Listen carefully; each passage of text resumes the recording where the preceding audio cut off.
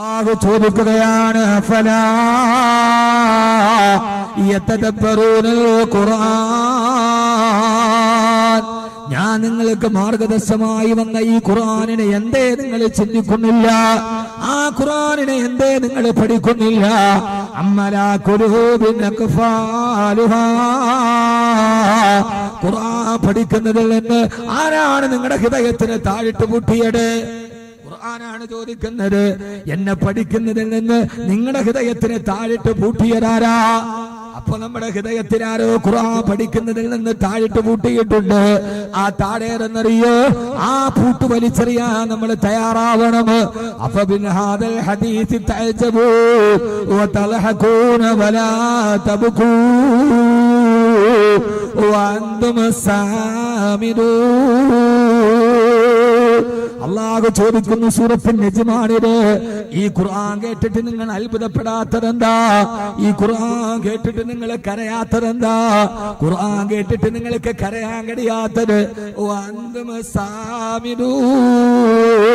നിങ്ങളുടെ കാതുകളിലെ സംഗീതം പിടിമുറുക്കിയത് കൊണ്ടാണ്.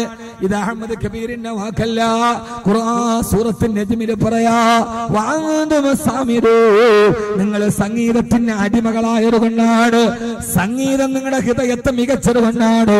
നിങ്ങളുടെ ഹൃദയത്തിൽ നിന്ന് താഴിട്ട് പൂട്ടിയിടന്ന് അള്ളാന്റെ വിശുദ്ധ ഖുർആൻ. നമ്മളൊക്കെ മാപ്പിളപ്പാട്ടിന്റെയും മാപ്പിളപ്പാട്ടെന്ന രീതിയിലുള്ള കാമപ്പേത്തൂന്ന ആൽബം പാട്ടുകളും സംഗീതവും നമ്മുടെ ഹൃദയത്തെ മതിച്ചപ്പോ, പണ്ട് കാലത്തൊക്കെ കൗവായി പള്ളിയിൽ മഗ്‌രിബിന് ബാങ്ക് വിളിച്ചാൽ ആ സമയത്ത് നമ്മുടെ വീട്ടിൽ നിന്ന് കേൾക്കുമായിരുന്നു. നമ്മുടെ ഭാര്യ മക്കളും ചൊല്ലുമായിരുന്നു യാസീൻ വൽ ഖുർആനിൽ ഹകീം. ആ ഒരു പഴയ പാരമ്പര്യത്തിന്റെ അവസ്ഥയിൽ നിന്ന് നമ്മുടെ ഖുർആൻ നമ്മുടെ വീടുകളിൽ നിന്ന് തടഞ്ഞത്. നിങ്ങൾ സംഗീതത്തിന് അടിമകളായത് കൊണ്ടാണെന്ന് വിശുദ്ധ ഖുർആൻ. നമ്മൾ സംഗീതത്തിന്റെ അടിമകളായി ഖുർആന്റെ സംഗീതം നമ്മൾ മറന്നു. എന്നാൽ ലോകത്തിലെ ഏറ്റവും വലിയ സംഗീതം ഖുർആൻ. ഏറ്റവും വലിയ സംഗീതം ഖുർആനാണ്. ഞാൻ അത് പറഞ്ഞ് നമുക്ക് ദുആ ചെയ്ത് പിരിയാം. ഖുർആന്റെ സംഗീതം പഠിച്ച ഒരാളുണ്ട്, നിങ്ങൾക്കറിയുമോ എന്ന് എനിക്കറിയില്ല. പണ്ടൊക്കെ മഗ്‌രിബിന്റെ സമയത്ത് കൗവായി എന്നല്ലേ പേര്, ഇതിലെ നടന്നു പോയ സന്ധ്യക്ക് വീട്ടിൽ നിന്ന് കേൾക്കാം സൂറത്തുൽ വാഖിയ, സൂറത്ത് യാസീൻ. ഇപ്പൊ കേൾക്കാൻ പറ്റുമോ? സന്ധ്യാസമയത്ത് നിങ്ങളൊരു ഹൈന്ദവന്റെ വീടിന്റെ മുമ്പിൽ കൂടെ പോ, സന്ധ്യയാകുമ്പോ നമ്മുടെ പള്ളി ബാങ്ക് വിളിക്കുമ്പോ അവര് സന്ധ്യാദീപം കൊളുത്തി കുളിച്ചൊരുങ്ങി സന്ധ്യാദീപം കൊളുത്തി വീടിന്റെ മുമ്പിൽ കൊണ്ടുപോയി വിളക്ക് കത്തിച്ച് അവര് പ്രാർത്ഥന തുടങ്ങിയിട്ടുണ്ടാവും. ഇല്ലേ? ഇവിടെ ഹിന്ദുക്കളില്ലേ? സന്ധ്യക്ക് നിങ്ങളൊന്ന് പോയി നോക്ക്. മുത്തശ്ശിയും മുത്തശ്ശനും പേരമക്കളും കുളിച്ചൊരുങ്ങി നിലവിളക്ക് കൊളുത്തി. അവരുടെ ആധാരം ശരിയോ തെറ്റോ അവരുടെ വിചാരങ്ങൾ. അവര് കൊണ്ടുവന്ന് കൊളുത്തിയിട്ട് സന്ധ്യയാകും അവര് സന്ധ്യാപ്രാർത്ഥന നടത്തിയിട്ടുണ്ടാവും. അവരവിടെ ഉറക്ക പ്രാർത്ഥന, രാമ രാമ രാമ രാമ രാമ രാമ പാഹിമ, രാമപാദം ചേരണേ മുകുന്ദ രാമ പാഹിമ, രാവണാന്തക മുകുന്ദ രാമ രാമ പാഹിമ, കട്ടിമുഷ്ടി നായക പുരുന്ദരാതി സേവിത, രാമ രാമ രാമ രാമ രാമ രാമ പാഹിമ, കഷ്ടതകൾ നീക്കി നീ അനുഗ്രഹിക്ക സാദരാ, ജയ മുകുന്ദ രാമ പാഹിമ. സന്ധ്യാപ്രാർത്ഥനയാണ്. എന്റെ കഷ്ടതകൾ നീക്കണം, എന്റെ പ്രയാസങ്ങൾ നീക്കണം. സന്ധ്യയാകുമ്പോ ഹിന്ദുക്കൾ പ്രാർത്ഥനയിലാണ് ദൈവത്തോട്. ആ സമയത്ത് നിങ്ങൾ ഒരു ക്രിസ്ത്യാനിയുടെ വീടിന് മുമ്പിൽ പോയി നോക്ക്.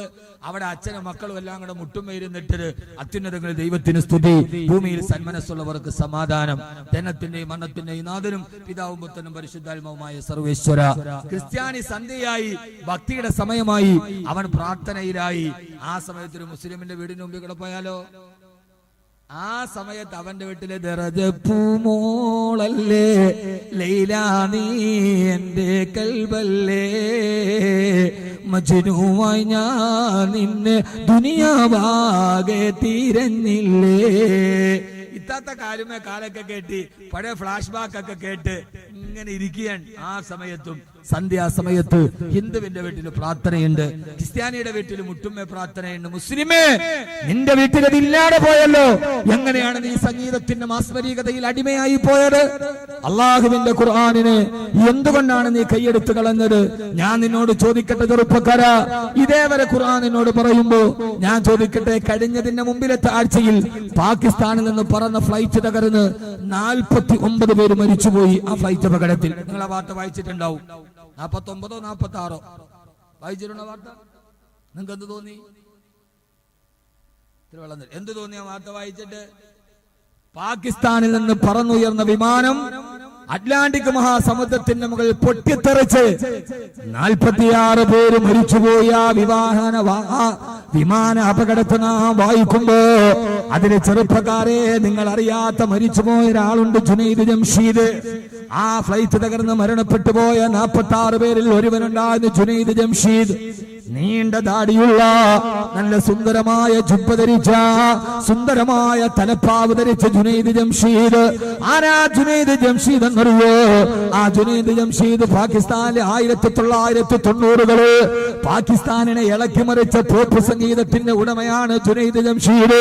നീല അരണ്ട വെളിച്ചത്തിൽ ബൾബുകൾ മിന്നിത്തിളങ്ങുമ്പോ ആ മിന്നിത്തിളങ്ങുന്ന അരണ്ട ബൾബുകളുടെ വെളിച്ചത്തിൽ സുന്ദരികളായ പെൺകുട്ടികളുടെ കൈപിടിച്ച് അമ്മാനമാടിയ, നൃത്തത്തിന്റെ താണ്ഡവമാടിയ 1990 പാകിസ്ഥാനിലെ യുവഹൃദയങ്ങളെ ഹരം കൊള്ളിച്ച ജുനൈദ് ജംഷീദ് പോപ്പ് സംഗീതത്തിന്റെ ആചാര്യനായി, 90 ആചാര്യനായി മാറിയ ജുനൈദ് ജംഷീദ്.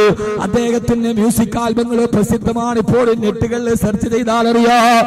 ആയിരക്കണക്കിന് 10,000-കണക്കിന് അനുയായികളെ സൃഷ്ടിച്ച, പോപ്പ് സംഗീതത്തിലൂടെ ഡോളറുകൾ സമ്പാദിച്ച ജുനൈദ് ജംഷീദാണ്. ആ മനുഷ്യന്റെ ജീവിതത്തിലേക്ക് ഒരു മനുഷ്യൻ കടന്നു വന്ന ഒരു ആത്മീയ ഗുരു. അദ്ദേഹത്തിന്റെ പ്രഭാഷണം അദ്ദേഹം അറിയാതെ കേൾക്കാനായി മൗലാന താരിഖ് ജമാലുമായി ബന്ധപ്പെട്ടപ്പോ അദ്ദേഹത്തിന്റെ മനസ്സിന് പരിവർത്തനമായി. ആ പരിവർത്തനത്തിന് കൂട്ടുകാരനായി പാകിസ്ഥാനിന്റെ എക്കാലത്തെയും വലിയ ക്രിക്കറ്റ് താരം, ഏറ്റവും വലിയ ക്രിക്കറ്റ് താരം, ഏകദിന ലോകകപ്പ് ക്രിക്കറ്റിന്റെ റെക്കോർഡിന്റെ ഉടമ മഹാനായ സയ്യിദ് അൻവറും അദ്ദേഹത്തിന്റെ കൂടെ കൂടി പോപ്പ് സംഗീതം വലിച്ചെറിഞ്ഞ് സയ്യിദ് അൻവറിന്റെ കൈപിടിച്ച് മൗലാന താരിഖ് ജമാലിന്റെ വാലിന്റെ സദസ്സിന് പോയിരുന്നു. ജുനൈദ് ജംഷീദിന്റെ ഹൃദയത്തിലേക്ക് 1990 പാകിസ്ഥാനെ പിടിച്ചുമുറുക്കിയ സംഗീതത്തിന്റെ മാസ്മരികതയുടെ നാവിലേക്ക് അല്ലാഹുവിന്റെ ഖുർആന്റെ സംഗീതത്തിന്റെ തേന്മഴ നാവിൻ തുമ്പിലൊരു മധുരം പോലെ പെയ്തിറങ്ങിയപ്പോ സയ്യിദ് ജംഷീദ് പോപ്പി മ്യൂസിക്കിനോട് വിട പറഞ്ഞു. ഖുർആന്റെ സംഗീതത്തെ ഏറ്റുവാങ്ങി സയ്യിദ് അൻവറിന്റെ കൈ പിടിച്ചിട്ട് നേരെ പോയത് മദീനയുടെ നായകന്റെ മുമ്പിലേക്കാ. റൗളാ ശരീഫിന്റെ ചാരത്ത് നിന്ന് പോപ്പ് സംഗീതം കൊണ്ട് ലോകത്തെ കിടുകിടാ വിറപ്പിച്ച ജംഷീദ് ആ റൗളയുടെ മുമ്പിലിരുന്ന് തുറക്കപ്പാടിയ പാട്ടേടെന്നറിയോ? മൗനായ സല്ലീവ സല്ലിം ദായിമൻ അബദാ അലാ ഹബീബിക ഖൈറുൽ ഖൽഖി കുല്ലിഹിം മൗലായ സല്ലി വസല്ലിം ദായിമൻ അബദാ അലാ ഹബീബിക ഖൈറുൽ ഖൽഖി കുല്ലിഹിം. മദീനയിലെ ദീസലമിലെ പ്രണയനായകന്റെ പച്ചക്കുപ്പയുടെ ചാരത്തിരുന്ന് മൗലായ പാടി ഒരൊറ്റ ഇരിപ്പില് ബുർദാ ശരീഫ് ഈണത്തോടെ പാടി ജുനൈദ് ജംഷീദ് റൗളാ ശരീഫിന്റെ ചാരത്ത് നിന്ന് പൊട്ടിക്കരഞ്ഞു. എന്നിട്ട് പറഞ്ഞു, യാ റസൂലല്ലാഹ്, ഞാൻ പോപ്പ് സംഗീതത്തിലൂടെ സമ്പാദിച്ചത് മുഴുവനും അങ്ങയുടെ ചാരത്ത് വന്ന് വലിച്ചെറിയുകയാണ്. ഇനി ജുനൈദിന് പോപ്പ് വേണ്ട, ഇനി ജുനൈദിന് സംഗീതം വേണ്ട. ഇനി എന്റെ നാവ് കൊണ്ട് ഞാൻ പാടുന്നത് അങ്ങയെ കുറിച്ച്, ഇനി എന്റെ നാവ് കൊണ്ട് കേൾക്കുന്നത് അങ്ങയുടെ സംഗീതം. എന്റെ ഹൃദയത്തിന്റെ ഭാഷ അങ്ങേക്ക് വേണ്ടി. പിന്നെ ജുനൈദ് ജംഷീദ് പാടി നടന്ന് നേത്തുകളായി, ബുർദയായി, മൗലിദായി. ജുനൈദ് ജംഷീദിന്റെ താളാത്മകമായ നാവിലൂടെ ഹബീബായ നബിയുടെ മദ്ഹുകളെ ലോകം മുഴുവനും കേട്ടു. അദ്ദേഹം ദീനീ പ്രബോധനത്തിന് വേണ്ടി ജീവിതം മുടിഞ്ഞു വെച്ചു. തന്റെ യൂറോപ്പിന്റെ വസ്ത്രം മാറ്റി നെഞ്ചുവരെ നീണ്ടു കിടക്കുന്ന കറുകറുത്ത താടി. ഒന്ന് മക്കളെ യൂട്യൂബിൽ ജുനൈദ് ജംഷീദിനെ ഒന്ന് സെർച്ച് ചെയ്തു നോക്ക്. കണ്ടാൽ കൊതിച്ചു പോകുന്ന രൂപം, വെളുവളാ വെളുത്ത മുഖം, നെഞ്ചു വരെ നീണ്ടു നിൽക്കുന്ന താടി, താഴോട്ട് നീണ്ടു കിടക്കുന്ന ജുബ്ബ, തലയിൽ 4 വട്ടം ചുറ്റിക്കെട്ടിയ വെള്ളത്തലപ്പാവ്, അതും ധരിച്ചുകൊണ്ട് തന്റെ ഭാര്യയെ, പോപ്പ് സംഗീതത്തിന് ഇടത് ഭാഗത്ത് നിന്ന ഭാര്യയെ മുഖം മറക്കുന്ന ജിൽബാബിട്ട് പർദയിട്ട് തന്റെ കുടുംബത്തിന് മുഴുവൻ ഇസ്ലാമിക വേഷവിധാരണം നടത്തി അള്ളാന്റെ റസൂലിനെ കുറിച്ചും മദ്ഹ് പറയാനുള്ള യാത്രയിലാണ് ജുനൈദ് ജംഷീദ് അറ്റ്ലാന്റിക്കിന്റെ ഓളങ്ങളിലേക്ക് വീണുപോയത്. എന്റെ പ്രിയപ്പെട്ട ചെറുപ്പക്കാരാ, ഖുർആന്റെ സംഗീതം ഹൃദയത്തിലേക്ക് കേട്ടി മാനസിക പരിവർത്തനത്തിന്റെ വക്താക്കളായി കാട്ടാളനായ ഖത്താബിന്റെ മകൻ ഉമറിന് ലോകത്തിന്റെ ചക്രവർത്തിയാക്കി മാറ്റിയ അള്ളാഹുവിന്റെ ഖുർആന്റെ സംഗീതം പഠിച്ചു അവസാനം മരിക്കുന്ന നേരം ഉസ്മാൻ റളിയല്ലാഹു അൻഹുവിനെ പോലെ പുറകിൽ നിന്ന് കുത്തേറ്റിട്ട് കുടൽമാല വെളിയിലോട്ട് വീടുമ്പോ ഉസ്മാൻ റളിയല്ലാഹു അൻഹു ഖുർആൻ ഓതുകയാണ്.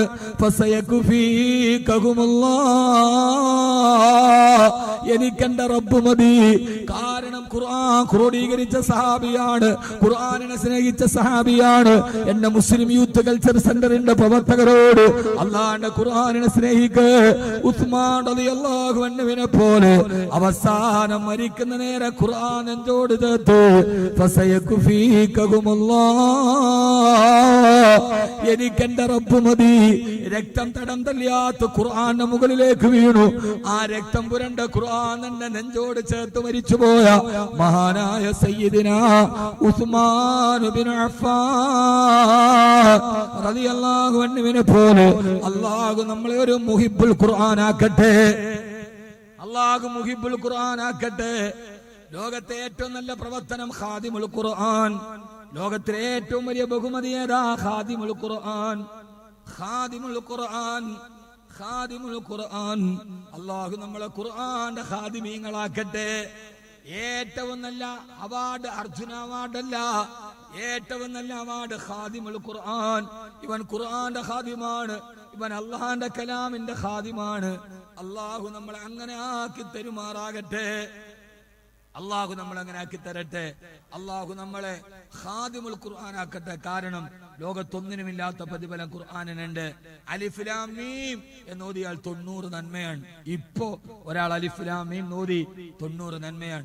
4 ദിവസം ഈ നാട്ടിൽ എത്ര നന്മകൾ പെയ്തിറങ്ങി. അതിന് കാരണക്കാരായവർ അള്ളാഹു അർഹമായ പ്രതിഫലം നൽകട്ടെ. അതിന് സഹായിച്ചവർ നമ്മുടെ കുഞ്ഞമ്മദ് അദ്ദേഹമൊക്കെ ഈ പരിപാടിക്ക് വളരെയേറെ സഹായിച്ചു എന്നൊരു നാട്ടുകാരൻ പറഞ്ഞപ്പോ വളരെയേറെ സന്തോഷം തോന്നി. അൽഹംദുലില്ലാ. അള്ളാഹുവേ, നീ അദ്ദേഹത്തിനൊക്കെ അർഹമായ പ്രതിഫലം നൽകണേ തമ്പുരാൻ. ടി.പി. കുഞ്ഞുമദാജി അദ്ദേഹമൊക്കെ ഇതിനുവേണ്ടി ധാരാളം സഹായിച്ചു എന്ന് പറയുമ്പോ ജീവിതത്തിൽ ഏറ്റവും വലിയ സൗഭാഗ്യമാണത്. അള്ളാഹു നിലനിർത്തട്ടെ. ഈ സംഘാടകരുടെ ബക്കറ്റുമായി നിങ്ങളുടെ മുമ്പിൽ വരും. എല്ലാവരും കാര്യമായി ഇത് ഖുർആന്റെ സദസ്സാണ്. ഈ ഖുർആന്റെ സദസ്സിലേക്ക് അൽഹംദുലില്ലാ നിങ്ങളുടെ ഒരു നല്ല സദക്ക നമുക്ക് ദുആ ചെയ്ത് പിരിയാം. ഒരു മുഴുനീള സദസ്സ് രാത്രി ഇത്രയും നേരം ഇരുന്നതിന് 2 മണിക്കൂർ നമ്മുടെ പ്രഭാഷണം കഴിഞ്ഞു. ഞാൻ 1 മണിക്കൂർ വിചാരിച്ച 2 കഴിഞ്ഞു. അൽഹംദുലില്ലാ. ഇതിനെ അള്ളാഹു നിലനിർത്തി തരട്ടെ. സംഘാടകര് ബക്കറ്റുമായിട്ട് വരും. എല്ലാവരും കാര്യമായി സഹകരിക്കുകയും അതോടൊപ്പം തന്നെ ഇതിനൊരു ധാരാളം ചെലവുകളുണ്ട്. 18 ലക്ഷത്തോളം രൂപ ഇതിനുവേണ്ടി ചെലവഴിക്കപ്പെട്ടിട്ടുണ്ട്. അൽഹംദുലില്ലാ. സന്തോഷത്തോടെ ഈ ഖുർആനിന് വേണ്ടി, അള്ളാഹുടെ ഖുർആനിന് വേണ്ടി നമ്മൾ മരിച്ചാൽ അത് നമ്മുടെ ഷാഫി ആവണം. അല്ലാഹുമ്മ ജഅലിൽ ഖുർആന റബീഅ ഖുലൂബിനാ വനൂറ അബ്സാരിനാ വദഹാബ ഹുമൂമിനാ വജലാഅ ഹമ്മിനാ വലിയാഅ സുദൂരിനാ. മുത്തനബി എപ്പോഴും ദുആ ചെയ്യുമെന്ന് അല്ലാഹുവേ ഖുർആൻ എൻ്റെ ഹൃദയത്തിന്റെ വസന്തമാകണം, എന്റെ വിഷമങ്ങൾ ഖുർആൻ കൊണ്ട് മാറണം എന്ന ആഗ്രഹത്തോടെ ഈ ഒരു സദസ്സില് 50,000 രൂപ 1 ലക്ഷം രൂപ ഇൻഷാ അല്ലാഹ് ഈ സദസ്സിന് വേണ്ടി വാഗ്ദാനം ചെയ്തു. ഖുർആന്റെ ഈ സ്ഥാപനത്തിന് വേണ്ടി, ഖുർആന്റെ ഈ സ്ഥാനത്തിന് വേണ്ടി, ഖുർആന്റെ ഈ മജ്ലിസിന് വേണ്ടി അല്ലാഹു സുബ്ഹാനഹു വ തആല സ്വീകരിക്കുമാറാകട്ടെ. ധാരാളം ആളുകൾ ഇതിനു വേണ്ടി അകമണിഞ്ഞ് സഹായിച്ചിട്ടുണ്ട്. ഈ സദസ്സിൽ നിന്ന് നിങ്ങളൊക്കെ സഹായിച്ചവരാണ്. എന്നാലും ആരെങ്കിലും ഉസ്താദ് ഒരു 1 ലക്ഷം രൂപ ഈ സദസ്സിലേക്ക് ഞാൻ കൊടുത്തേക്കാം. 4 ദിവസം ഖുർആന്റെ വചനമാധുരി പെയ്തിറങ്ങിയ ഈ സദസ്സിൽ ഇതുപോലൊരു സദസ്സ് നമുക്ക് ഇനി കിട്ടില്ല. അല്ലെങ്കിൽ ഒരു 50,000 രൂപ ഞാൻ കൊടുത്തേക്കാം. സന്തോഷത്തോടെ ഏതെങ്കിലും സഹോദരങ്ങൾക്ക് പറയാൻ കഴിയുമെങ്കിൽ എഴുന്നേറ്റ് പറഞ്ഞാൽ മതി. പിന്നീട് സൗകര്യം പോലെ കൊടുത്താൽ മതി.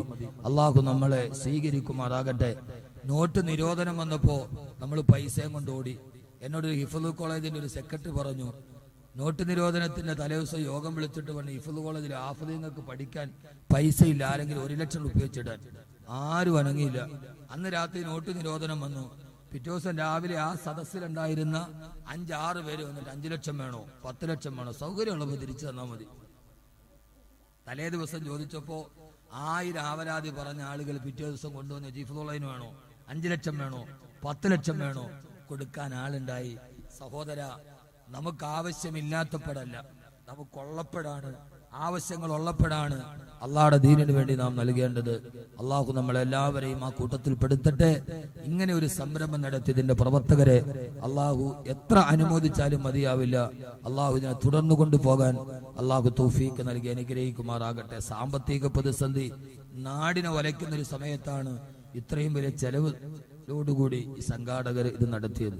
അപ്പൊ നോട്ട് നിരോധനം വന്നുകൊണ്ട് അവരുടെ പ്രതീക്ഷകൾക്കൊക്കെ ചെറിയ മങ്ങലേറ്റിട്ടുണ്ട്.